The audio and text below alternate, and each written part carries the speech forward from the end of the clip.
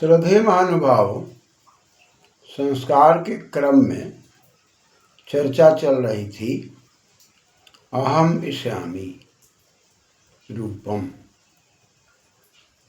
मैं उस रूप गुण से युक्त को प्राप्त करता हूँ जो मेरे साथ गृहस्थ जीवन में हर प्रकार से सुख दुख लाभ हानि सहते हुए मित्रवत आचरण करते हुए घर परिवार को सुरक्षित रखने में सहयोग करेगी। और पत्नी भी प्रतिज्ञा करती है कि मैं भी वैसे व्यक्तित्व को प्राप्त करती हूँ जो सुख दुख लाभ हानि में एक साथ रहते हुए मित्रवत आचरण करते हुए यह व्यक्ति मेरे साथ रूप गुण के स्वभाव से युक्त होगा। अस्या मयि, इसके अंदर मैं रूप गुण को देखता हूँ और मेरे अंदर यह रूप गुण को देख रही है। और जैसा कि मैंने आपसे कहा था कि रूप जो है ये वैशेषिक दर्शन के अनुसार 24 गुणों में से पहला गुण आता है। रूप रस स्पर्श। रूप रस, ये जो रूप है, रस है, स्पर्श है, ये सब 24 गुणों के अंदर आते हैं। उस गुणों में एक गुण रूप है। और रूप के अंदर हम लोगों ने चर्चा किया था कि रूप क्रिया, जब हम लोग अपने जीवन में अच्छे गुणों को लेकर सक्रियता को प्राप्त करते हैं, वह रूप है। इसी रूप को सूर्य की किरणों में लाल पीले की बातें हुई थी और उसके अंदर उन किरणों को लेकर हम स्वास्थ्य को बढ़िया रखते हैं। अतः सूर्य की किरणों के अंदर जो 7 रंग है वह भी रूप है। और हम अपने व्यवहार में हरा भरा जीवन व्यतीत करने के लिए अपने चेहरे को प्रसन्न रखते हैं, वह भी रूप है। अतः गृहस्थ जीवन में एक व्यवस्थित जीवन देने के लिए रूप का बड़ा महत्व है। यह रूप हरा भरा रूप है। यही रूप जब क्रोध की अवस्था में आ जाए तब वह रूप उत्तराधिकारी के बनाने में क्रोध पैदा कर देता है। इसलिए क्रोध पर विजय प्राप्त करने के लिए वेद मंत्रों में प्रतिज्ञा की जा रही है। अघोर चक्षु पतिक नेति।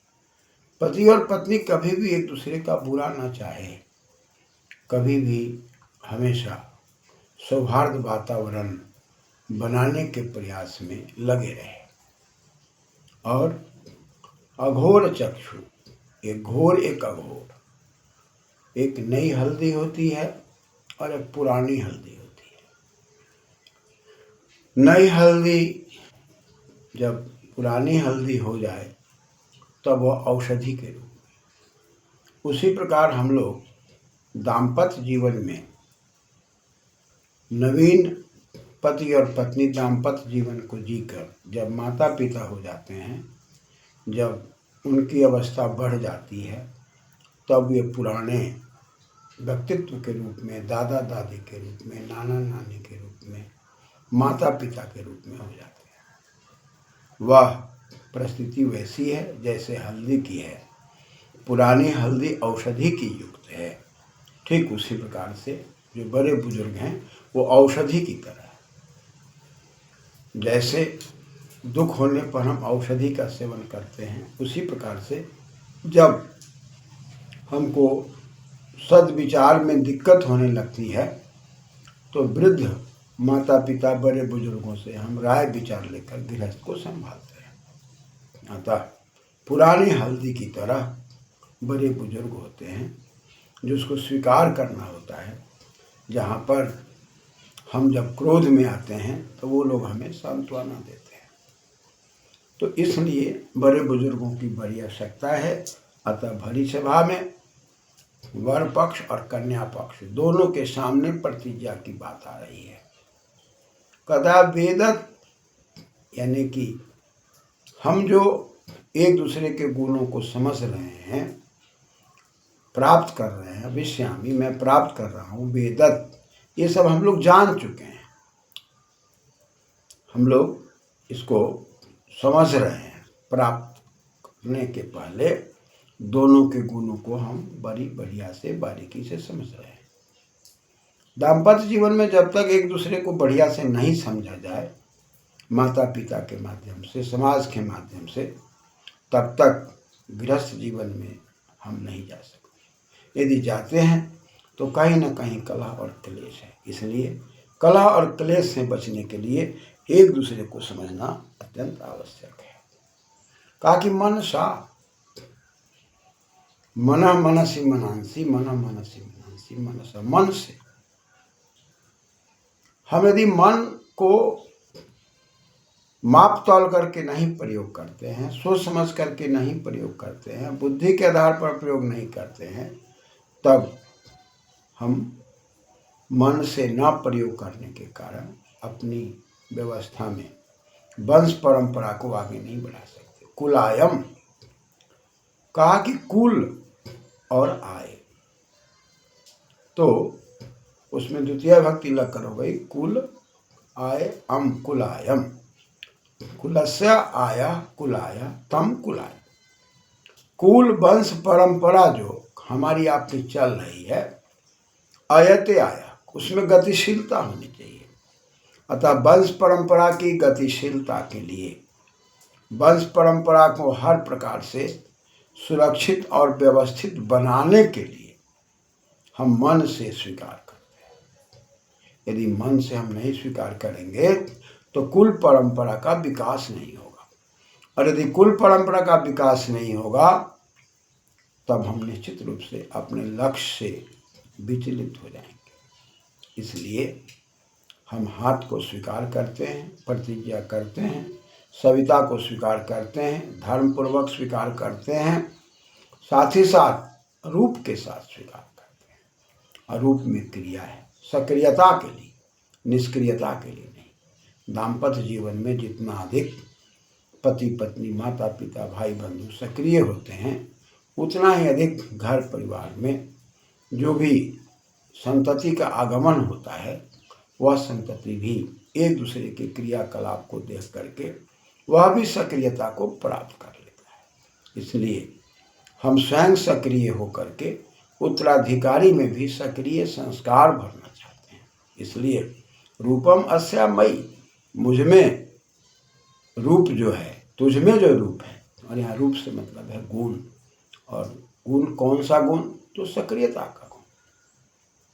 जैसे सूर्य की किरणों में 7 रंग हैं और 7 रंग मिलकर के श्वेत अपने अस्तित्व की रक्षा करते हैं, ठीक उसी प्रकार हम सब भी दोनों मिलकर के गृहस्थ के अस्तित्व की रक्षा करेंगे और हम लोग मिलजुल करके हर प्रकार से गृहस्थ को आगे बढ़ाने का प्रयास करेंगे। इसलिए अहम विषयामि, मैं तुमको प्राप्त करता हूँ, तुम मुझे प्राप्त करते हो, रूप गुण के आधार पर, शिक्षा के आधार पर, चरित्र के आधार पर, संस्कार के आधार पर।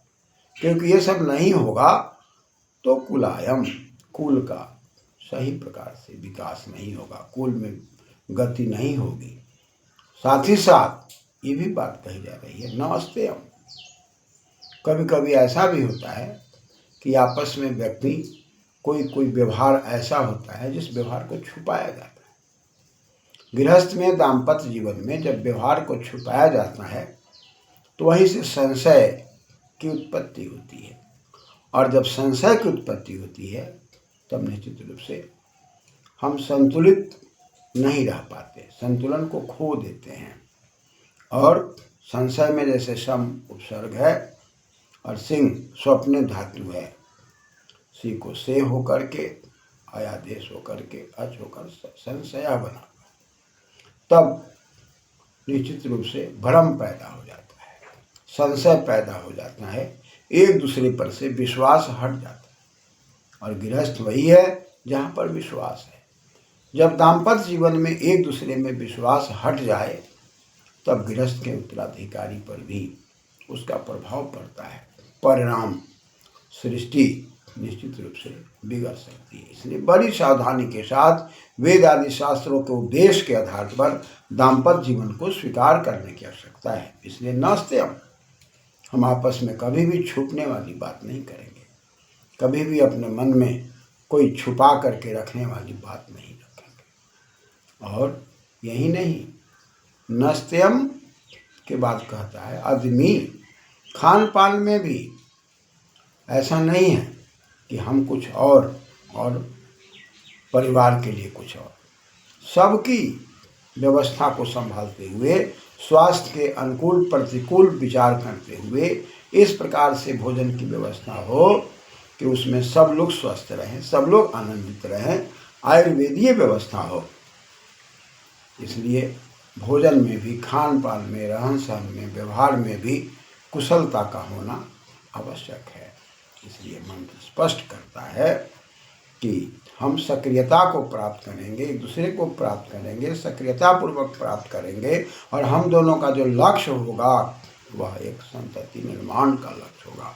और इसी के लिए जितने भी कन्या पक्ष, वर पक्ष के बड़े बुजुर्ग हैं वो सब आशीर्वाद देते हैं, और जिनका जीवन देवतुल्य है वो भी आशीर्वाद देते हैं। ये सारी व्यवस्थाएं जब होती है तब निश्चित रूप से हमारा समाज, हमारा परिवार बढ़िया बनता है। परिणाम देश विदेश संसार सब सुरक्षित है। धन्यवाद।